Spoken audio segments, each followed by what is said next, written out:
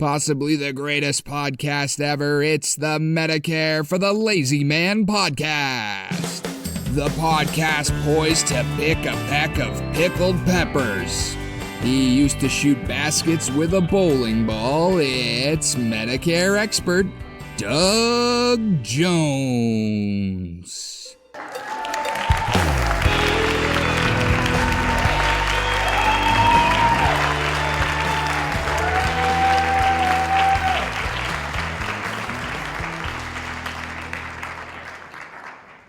Well, hello again, ladies and gentlemen. Welcome to another amazing, fantastic episode of the Medicare for the Lazy Man podcast.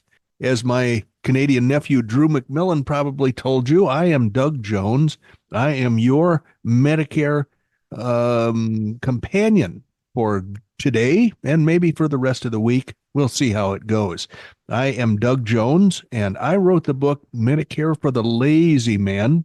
How did I get inspired to have that title on the book? I looked in the mirror one day and I thought, aha, there is a rationale that everybody can hang their hat on when it comes to Medicare, because nobody gets excited about Medicare. Very few people really want to think about Medicare or to learn about Medicare or to expend a lot of energy dealing with Medicare.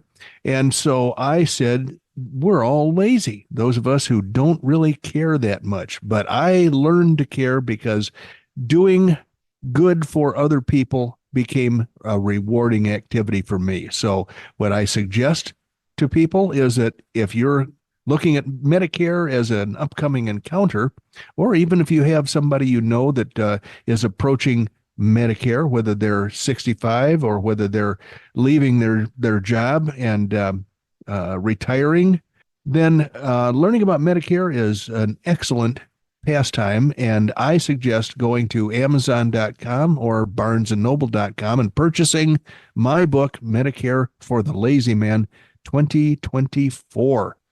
Barnes & Noble has an excellent paperback version of it with colorful illustrations. The books on sale at Amazon.com consists of four different types of books. You got your Randy's showing me right now, and just in case I forget what the name of the book is, Medicare for the Lazy Man 2024. He's holding up the paperback. He actually purchased two of them.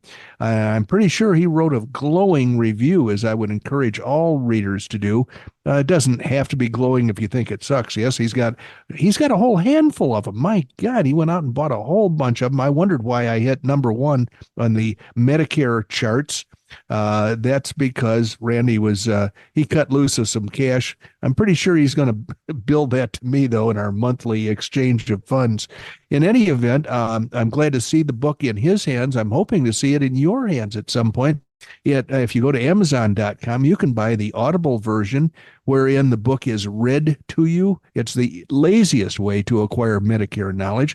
You can get the same knowledge from the regular paperback version or the Kindle version, the ebook. If you've got a Kindle, then you can just tap a few buttons and have it downloaded instantly to your Kindle or your e-reader. And that's like instant gratification. And it's also the least costly way to acquire all of that Medicare knowledge. Now, if you want to really act like a big spender, if you've got money to burn, if you light your cigars with $50 bills, if you can even find $50 bills, you can get the hardcover version at Amazon.com for $24. Plus, it's so heavy and so substantial, I'm sure the shipping charges are outrageous.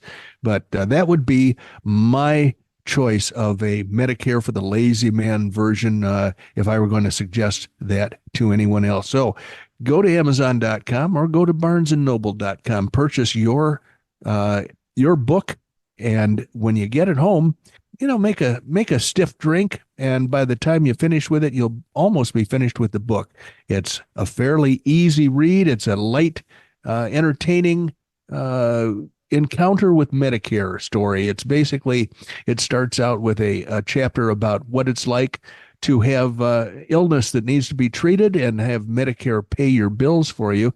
and it ends up with a numbers crunching excursion that'll even satisfy the most detail oriented accountant out there. So I think it's got a little something for everybody.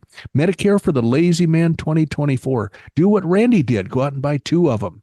That's an excellent idea. Speaking of Randy, he's sitting in front of a montage. It's not a montage, it's a background of a Pacific Ocean with volcanic rock sticking up out of it. Randy, tell us about that background that you're sitting in front of. That is a view that I had off the coast of Mexico. I'm not exactly certain where it was, but it was on one of our cruises and on one of the ports of call. But as much as I love the ocean, I've never lived anywhere close to it. So as soon as I see the ocean, I'm taking pictures and pictures and pictures and pictures. And then I get home and guess what I have? I have thousands of pictures that all look the same. It sounds like my neighbor that went to Japan. His father is a doctor in Spokane, Washington. His younger brother is I don't know what he does, some sort of techie thing. And so they wanted to run in the Tokyo Marathon a few months ago. And so the whole family went to Japan. And what I got to look at one evening during what normally would have been a happy hour was thousands of pictures of the food that they ate when they were in Japan. I've never been that enthused about sushi and all that other stuff anyway, but believe me, there is all kinds of food in Japan. None of it looks that appetizing to me, but we were treated to an hours long slideshow on the television of everything they ate. And I got to tell you, the hotel rooms in Japan are pretty damn small. Well, you know something? I don't doubt that for a minute because I've looked, obviously, I'm a big YouTube fan. Yeah. I watch YouTube videos because there's really nothing of any interest on commercial television anymore. Yeah. And I've got cable and 14 different thousand channels and half of it's a dupe and the story. So sure. Anyway, I was watching one night this new thing. Well, it's not a new thing, but it's called a micro hotel. Yeah. Yep. There's a microtel, a chain of microtels. Yeah. I think that's what it was. They've got these things that look like file drawers, and they're in the airport itself. Oh, those things in the airport. Okay. Yeah, you go rent one of those for I don't know, $20, whatever. Okay, not in the States, but in Japan. Right. This is in Japan. Yes, yes. They look like little file drawers, and I don't know how you get in the upper file drawers without stepping on somebody's head, but for $20, you can sit in there and watch TV and I guess get some snacks. I don't know. Well, I read about those years ago, and I didn't know they were still in business, still doing that kind of thing. But yeah, the Japanese seem to be quite comfortable in tiny, confined spaces. Yeah, I would not be my cup of tea because I don't mind confined spaces, but the idea of sleeping in a file drawer doesn't really suit me. Mm. Do you remember what the old time Pullman cars used to be like before the invention of the Pullman suites? Yes, I do. I've seen them. So that you'd walk down an aisle and you'd have floor to ceiling curtains on each side of you. And behind those curtains would be bunk beds. And, yeah. I do love to sleep on trains. I haven't done it since I was a little kid, but the sleeping car, the accommodations that my grandparents always rented were a suite in a Pullman car, which had two bunk beds and then a double bed that folded down out of the wall. It was basically you'd fold back the wall between the two rooms, and they had two different kinds of accommodations. Very spacious, very nice. I can't imagine what it was like to sleep with a bunch of snoring strangers around you the whole length of the car. No, I don't. Well, I would love to go on a train trip. Obviously, that. My daughter has been on several in Europe with varying levels of fun. The problem, the very first train ride she ever went on, an overnight, and they had sleeping account. She was with several of her girlfriends, and the very first thing that happened is they got all their purses stolen at night. Oh boy, that's Europe. I always heard that the Turks and a few other the gypsies and these minorities were wrecking the tourist experience in places like Rome, and Paris, Yeah. because they were professional thieves, and they would train their kids to steal stuff, and then they would take them to those places so that they could rob stuff from the tourists. Well, we had a situation not on a train, but one time when we were in London, there was a particular pub. I travel by pubs. I remember. Sure. Well, there's nothing wrong with that. I travel by pubs. So anyway, I'm in this pub, and I guess yeah, it was. I think it was the first time we were in this particular one, and Margaret, as she often does, hung her purse on the shoulder strap over the back of her chair. Sure, because she's in the United States almost, where nothing ever happens. Yeah, and so the pub the barman, which is what they call him in Europe, as opposed to a bartender, the barman came up and tapped her on the shoulder and says, I wouldn't do that, ma'am. And she goes, why? He goes, because you're within 5 feet of the outside door, and they could come whipping in there and get that purse, and it would be gone in a moment. Yeah, I'd like to see more stringent punishment of these thieves, these people that do stuff like that. I've got a whole thing. I do a newsletter for my local HOA, and I have a whole thing ready to go. It's in my head. All I have to do is put it down on paper about the squatters and the title fraud that is going on in some places of the country. In Arizona, they've taken stringent first steps to bring that to a screeching halt, to give the cops tools to be able to grab these people, drag them out of the home that they're illegally squatting in. Yeah, well, obviously that would be exactly what I would want to have happen. But as you know, there's some states in the union, yes, who shall remain nameless. Yes, where the squatters are almost welcomed. They're given all of the rights, and the property owner, they can squat for years. Yeah, it's incredible that that kind of thing can happen in the U.S. of A., but not in Arizona if the current law is enacted. No, the proposals anyway. No, or in Texas. I don't think it happens in Texas either. Oh boy, yep. And I'm pretty sure Florida has the same kind of protections for their citizens. There's a particular comic I love to death, and they were talking about the death penalty one time, and you can argue either side of it. And he goes, "Yeah, in Texas, we've got an express lane. We can kill you faster." Yeah. Well, it used to be. And I always learned in psychology that the most sure way to stop a behavior is not so much the severity of the punishment, because a lot of people are mistaken. Well, if you make it really scary for somebody who gets caught, they'll never do that again. What it is the certainty of getting caught. It can be a fairly light punishment, but you can, if they're certain that they're going to get caught, they still won't do it. So that's a great way to change these criminals' behavior patterns. Basically, you want them out of your society. But if you have to put them to death, which used to happen an awful lot, what they would do is they used to have a trial that was very swift. And if the punishment was death, they would enact that penalty very quickly. Right. And I think that deterred more crime than we have going on today. There is very little deterrence of crime in a lot of areas.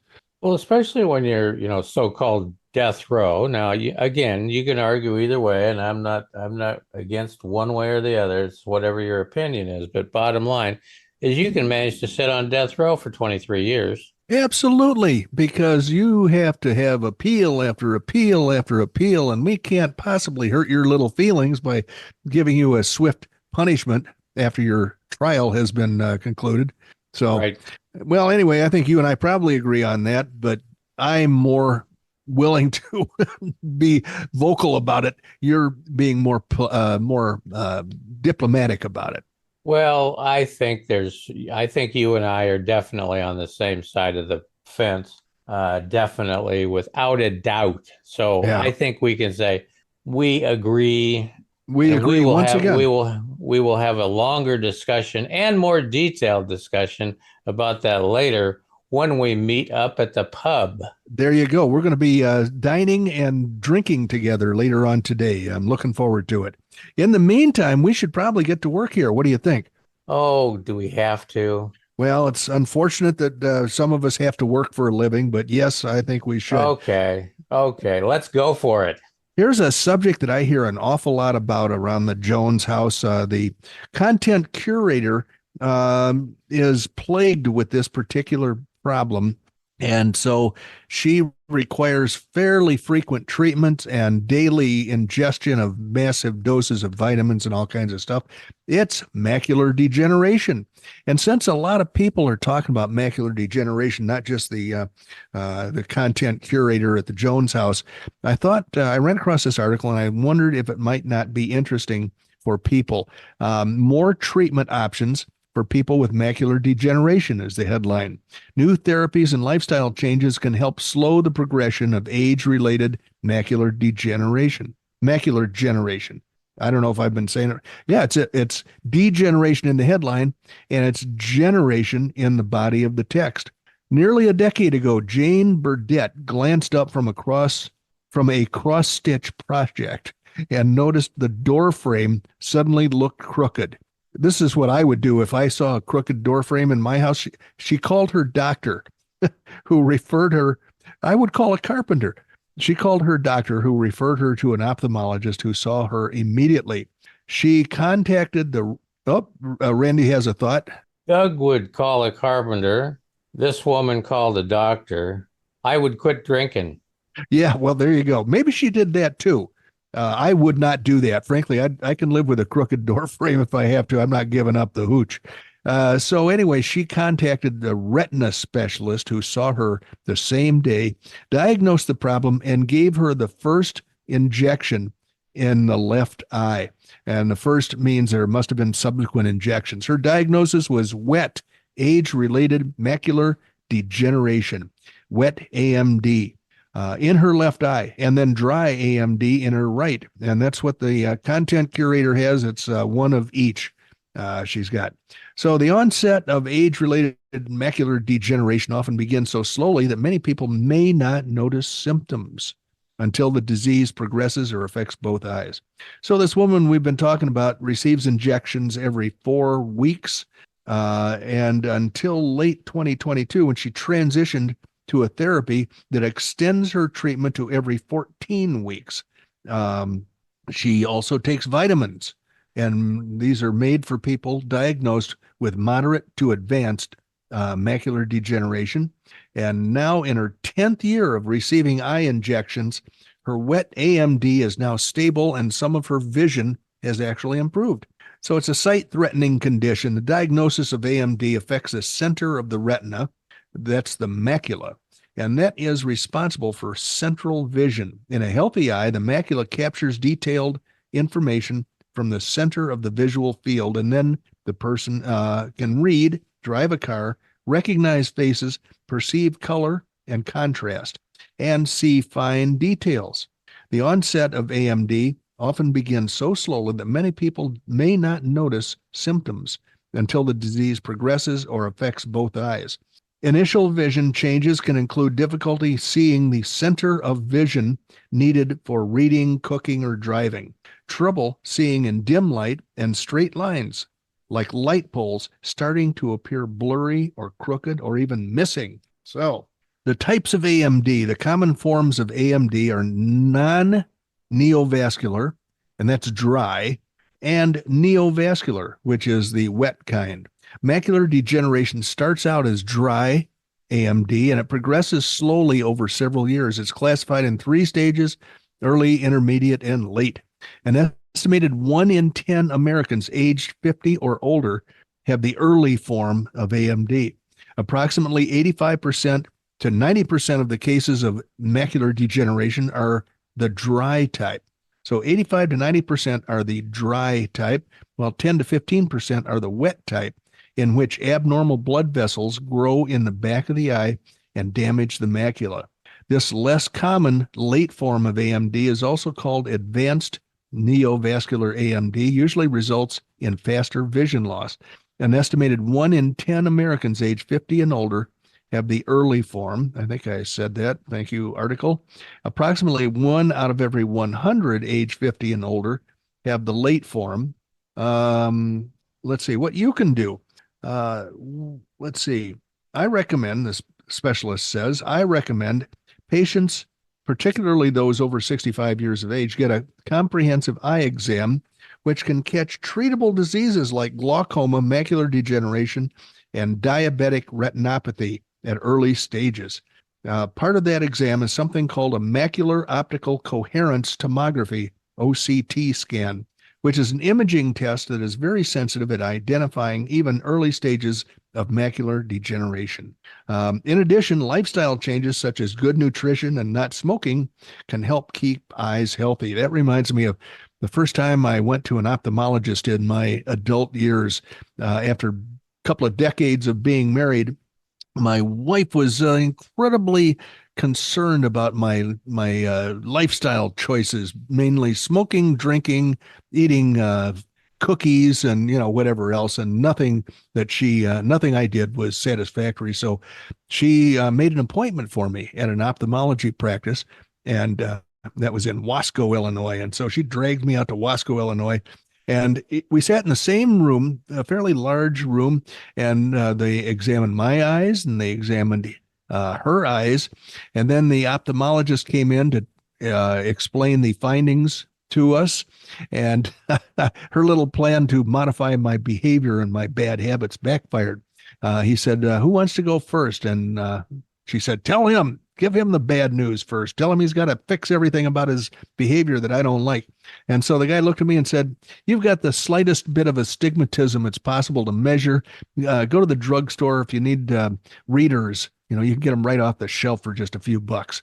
And then he said, okay, Mrs. Jones, have you got some time? Because we got a lot to talk about here. And it turns out she's had the beginnings of all this macular degeneration.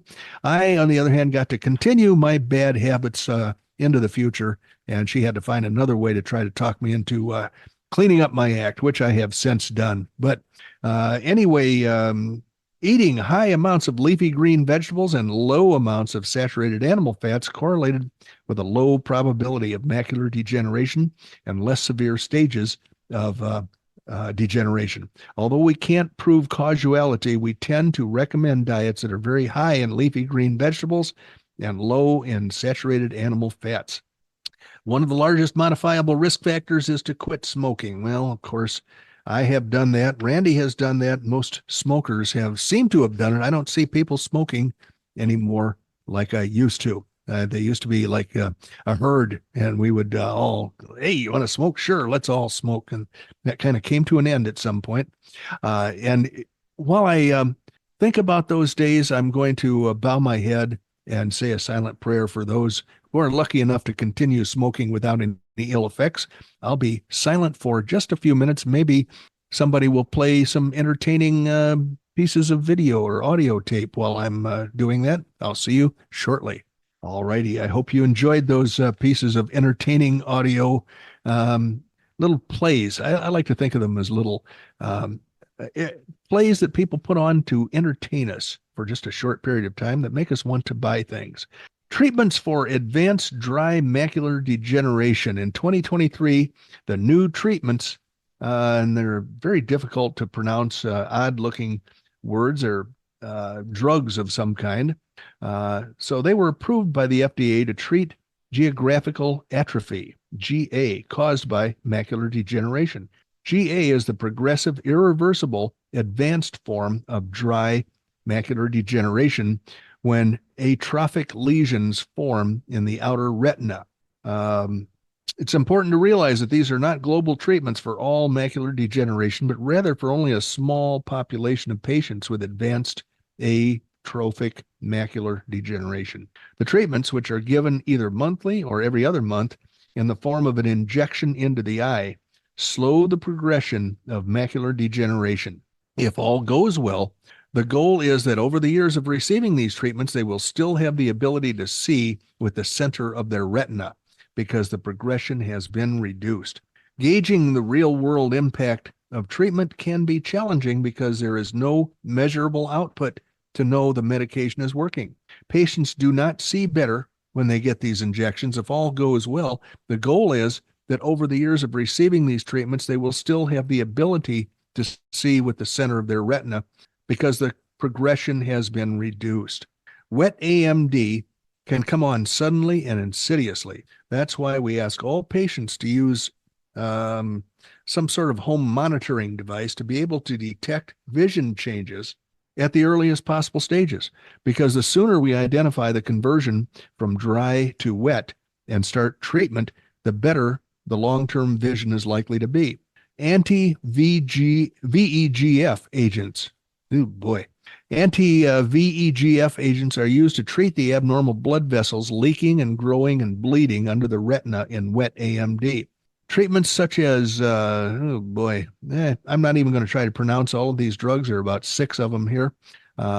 They're available. Treatments are available to slow the condition's progress and to preserve existing vision. It's much more important that patients receive consistent therapy rather than any particular type of therapy.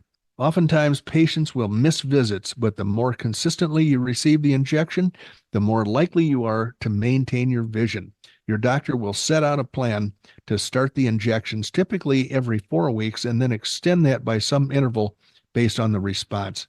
Some medications can potentially last longer in the eye relative to other medications, and the interval may be extended further relative to the first generation of medications. That can lower the number of visits and injections that somebody may ultimately have, and that's huge when it comes to the patient's satisfaction, as well as for caregivers who don't have to bring them to the office as frequently. So anyway, it appears that the quality of life can be maintained and improved. This woman that we started the article with lets her treatment lets her remain active with her community historic preservation committee. If I lost the ability to do this work, it would be a great loss to me. She encourages others to keep up with their regular eye appointments. I tell my family and friends to find a good ophthalmologist, one who keeps up with the latest research on AMD, and ask about disease and treatments now. So if it appears that quick and drastic treatment is the order of the day, if somebody ever tells you you've got macular degeneration. On the other hand, I put this in the pile so as not to forget to mention it, but I have a standalone vision plan for individuals and for families. It's by a company called VSP. And I like to sell this plan because it's very inexpensive and it gets people to the ophthalmologist's office or to the optometrist's office in short order. And they don't have to pay much, if anything, for the appointments because, once again, they're insured. So I recommend considering vision insurance, which is very inexpensive. And if you contact me, I'd be happy to send you a little brochure describing it. And if you want to sign up, it's not going to cost you an arm and a leg. Boy, I've got very little left here in this first batch of important podcast episode content here, but I want to pick out something that's coordinated with, here's an interesting thing. We often warn people about Medicare Advantage plans. They can change in the middle of the year. You're stuck with a Medicare Advantage plan all year. If you start that plan in January or renew the plan in January, you're stuck with it for the whole year unless you pack up and move to a different location or have some other, like a giant flood takes out your town or something like that. And so the plans themselves can change. They can gain or lose elements that are important to the insured people that have purchased that plan. And the most frequent thing that happens to disappoint the members of the plan is that their doctor that they like has been terminated. And in this case, this is a circular letter that's from Wellcare, which is owned by Centene, and it's become one of the largest insurance companies with Medicare Advantage plans. And it is announcing that after careful deliberation, they will be terminating the Wellcare contract with Comprehensive Cancer Center of Nevada, CCCN. This termination becomes effective in June. So they have a thing called the Silver Summit Health Plan, Medicaid, or Ambetter exchange contracts. I don't know how all these companies got into the same bag and the same trick bag, but it turns out that Wellcare seems to be the one in charge They're the ones that are canceling that Cancer Center of Nevada contract. Changes to their drug current, the OEP, they're talking about other changes in their Medicare Advantage coverage effective January of 2025. The IRA, this is the Democrats' attempt to stifle inflation, which is not really working. Inflation Reduction Act will cap all out-of-pocket costs for all Part D drug plan members at $2,000. Well, see, what happens here is that if you don't pay the market cost of bringing a drug to market, following all the rules, all the testing, all of the numbers crunching that has to be done when a new drug is developed, then eventually the companies that bring those drugs to market are not going to be bringing them to market anymore, and we will not have new drugs. So this will reduce out-of-pocket spending by about $7.4 billion annually in 2025, nearly $400 per person. This is what I consider to be bad news because it stifles private enterprise, and it removes the profit incentive, the profit motive, which is the only reason that we have anything good in the first place. So there's a statement here that I don't really understand. It says, given what happened as a result of the first wave of changes based on that Inflation Reduction Act, it seems clear none of this will get any easier. But if you know roughly what to expect down the road, you won't feel the rush to panic. Excuse the broken record, but circle October 15th as the start of the 2024 open enrollment period on your calendar and pay attention. I don't know what that's all about. Somebody's opinion. I think it might be, you know what it is? I turned the page over and I was reading information from a prior article that was warning us about changes coming up. So you can ignore the rest of that. And frankly, you can ignore everything about the Medicare for the Lazy Man podcast because I believe we're about to turn off the light and head on home. Randy, what do you think about that? The 75-cent clock is gone. But as you know, I always save a few dimes at the end because there's some really important information that I always like to cover before we sign off. Number one is grab a pencil. You can reach out to Doug at dbj@mlmmailbag.com. Don't forget, he is licensed nationwide to help you with your Medicare supplement planning. Check us out at the website, medicareforthelazyman.com. I think we got some pretty cool stuff going on there. Would appreciate it if you could find a place, or if one runs across you, to drop a review on the content that we produce. The numbers are all important to us at this stage of the game. And last but not least, thank you for joining us. You could have been other places and you weren't. You were with us, enjoying a few minutes of valuable information about Medicare supplement planning with Doug Jones. But if you weren't checking your watch, you have just spent about 32.5 minutes with Doug, originally from Oklahoma, no more. He's the guy that you see behind Cave Creek, Arizona, up in the high ground with his binoculars, checking to make sure that no Medicare Advantage zombies get anywhere close to Cave Creek. And I'll tell you right now, my vision is perfect. So we'll look forward to seeing you again for our next episode. Bye-bye.